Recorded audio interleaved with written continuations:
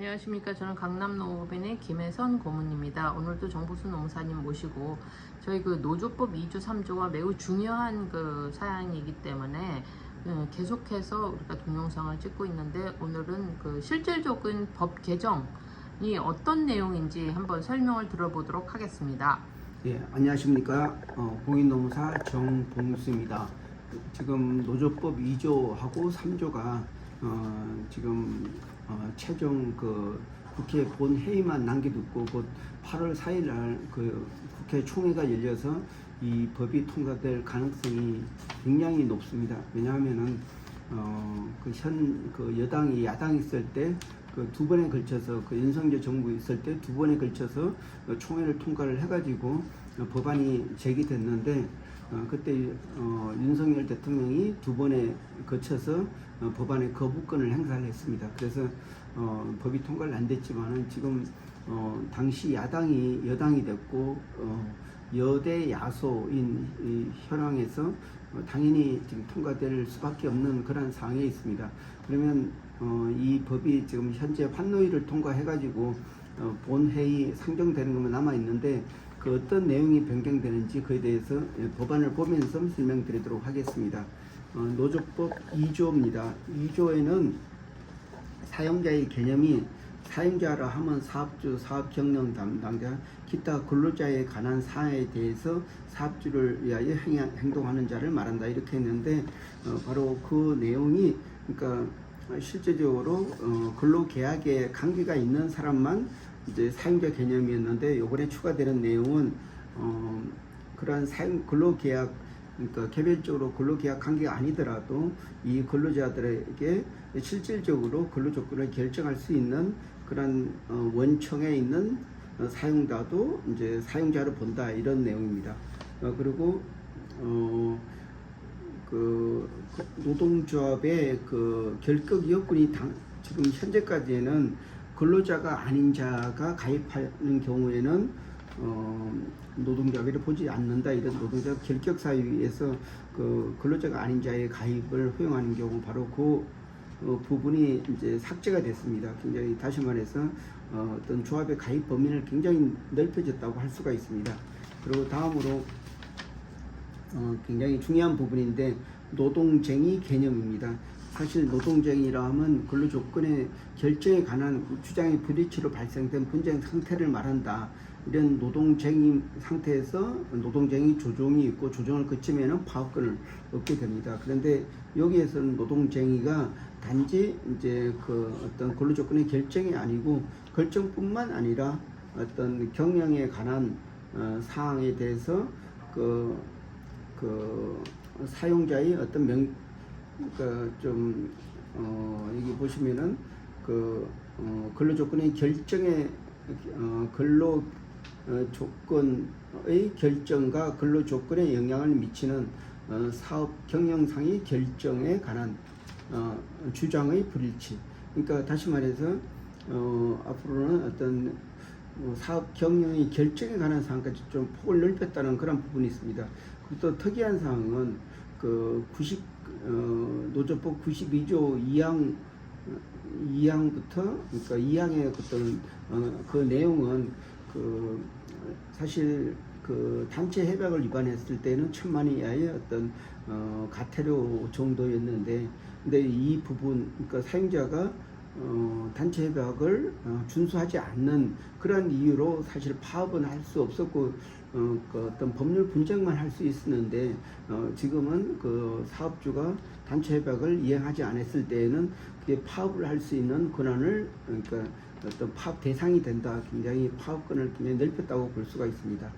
그리고 또 손해배상 청구의 제한, 이 부분인데, 기존에는 어떤 그 사업주가 그러니까 그 노동조합이나 또 조합원이 어떤 이 법에 의한 그 노동조합법에 의한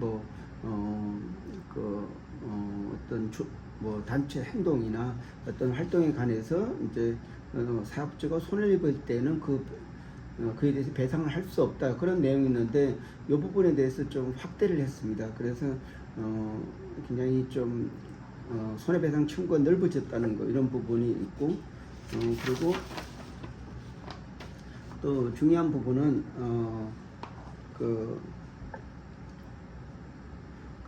이게 불법 행위 이 부분에 대해서 좀 신설된 내용입니다.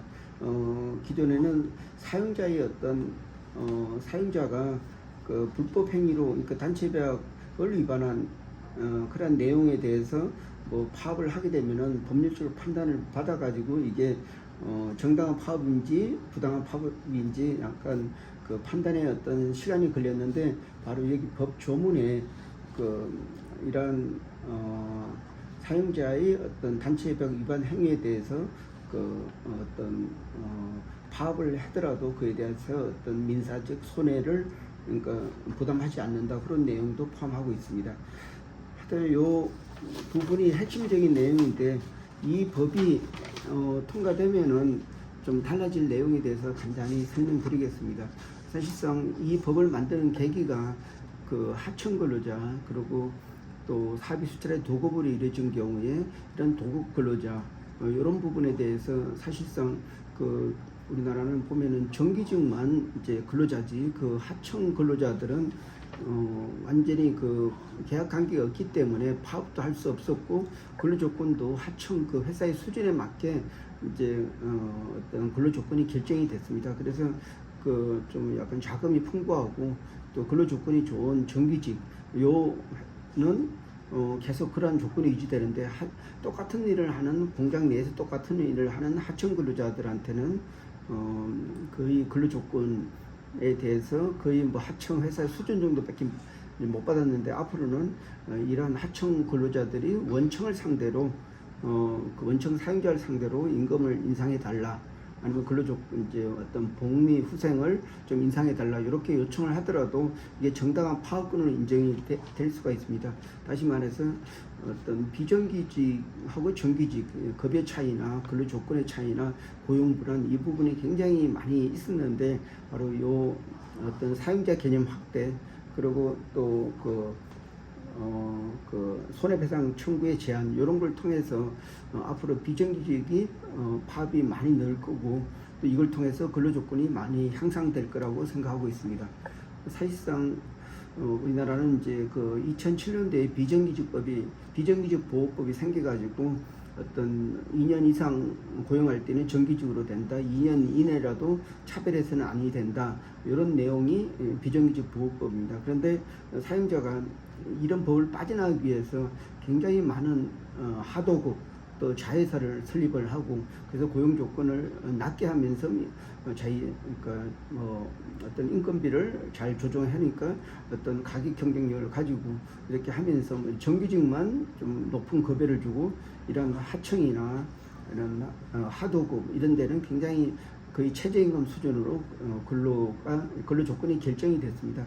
근데 이 법이 통과되면은 그 원청이나 하청이나 똑같이 파업권이 있고 똑같이 자기 목소리를 낼 수 있기 때문에 비정규직 근로 조건 인상을 위해서는 굉장히 획기적으로 변화가 올 거라고 생각되고 있습니다. 네, 지금 뭐 자세히 설명을 해주셔서 그런데 지금 뭐 원청 하청 해가지고 사실 뭐 그 귀족 노조 해가지고 사실 문제가 좀 많았고 그래서 이게 통과가 되면 그 말씀하신 하청이라든지 이제 도급을 받는 근로자도 그냥 그 정규직 못지않는 권리를 누리게 되는 이런 상황인데 이 법을 통과하면 여러 가지 근로자한테는 되게 좋은 권리가 생기게 되는데 반면에 이제 그 사실 뭐 유럽 상공회의소라든지 대기업에서는 이거에 대한 뭐 여러 가지 부작용을 우려하는 게 있지 않습니까? 그거에 대해서는 어떻게 생각하시나요? 예, 그 지금 많은 기업들이 많은 사용자 단체에서 그 우려를 표시를 하고 있습니다. 이렇게 우리나라 고용 구조가 다 하청이나 또 재하청을 통해서 이런 구조를 해서 지금까지 이제 산업이 발전되어 왔는데 이런 게 사실상 무력화되면은 그 인건비를 어떻게 감당할 건지 앞으로 어떤 경쟁력 있는 어떤 구조를 가져갈 건지 이 부분에 대해서 많은 우려를 표를 하고 있습니다. 그 내용은 다시 말해서 지금 현재 기득권이 있는 이런 기업들이 이런 하청 구조를 이용해서 굉장히 임금을 이제 그 아껴 가지고 이제 정규직만 보호를 해주고 비정규직은 아예 차별하는 이러한 방식을 계속 가지고 가자고 하는 그런 형태나 마찬가지입니다. 한마디로 그러니까 하청에 근무하면 죽을 때까지 하청이고 죽을 때까지 뭐 정년 때까지도 뭐 최저의 어떤 수준으로 보장받는데 그에 반면에 어떤 원청에서 일하는 근로자들은 완전히 호의호식하면서 적게 일하고 돈을 많이 가져가고 하여튼 그렇게 그 구조가 가능한 게 하청 근로자나 그 하도급 근로자의 어떤 희생이 있었기 때문에 가능합니다. 그런데 이런 걸 통해서 사실 어떤 고용 구조의 어떤 민주화라고 그럴까 이런 게 필요하다고 생각됩니다. 그래서 우리나라의 비정규직 차별을 없애야 된다 말로만 했지만 사용자의 선의를 가지고는 도저히 불가능합니다. 그렇지만은 이런 집단적 노사관계를 통해서 근로조건의 향상은 그러니까 헌법에서도 보장되는 그런 내용입니다. 헌법 33조 1항에 보면은 근로자는 근로조건의 향상을 위하여 자주적인 단결권, 단체 계속권 및 단체 용권을 가진다. 이렇게 노동 3권을 헌법에서 보장되고 있습니다. 그리고 또 헌법 그 38조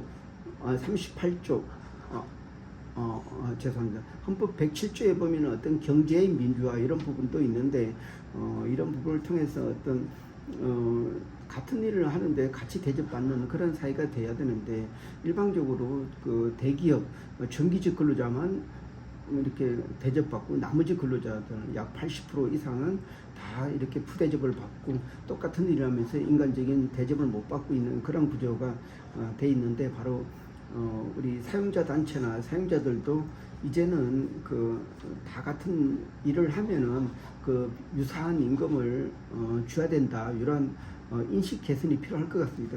지금까지 어떤 비정규직 그러니까 하도급 사내 하청 이런 데에 대해서 임금을 착취하고 해가지고 이제 정규직만 이렇게 배불리게 한 그런 내용이 있는데 이게 이 법을 통해서 좀 스스로 인간적인 면으로 되돌아와서 똑같은 일을 하는데 다 같은 근로자인데 그 정규직이 만약에 산재로 사망하면은 수십억이 주는데 비정규직이 이제 뭐 업무상 그러니까 사망했다고 하면은 몇 천만 원 정도 주는 거.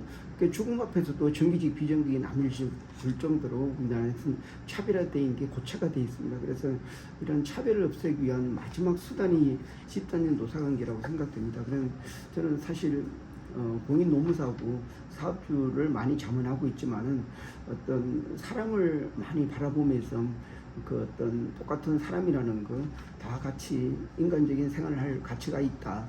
그런 걸 느꼈을 때는 이 법이 그만큼 사회적으로 많은 그 충격을 주겠지만은 진짜 그 올바른 사회로 가는 길이라고 생각됩니다.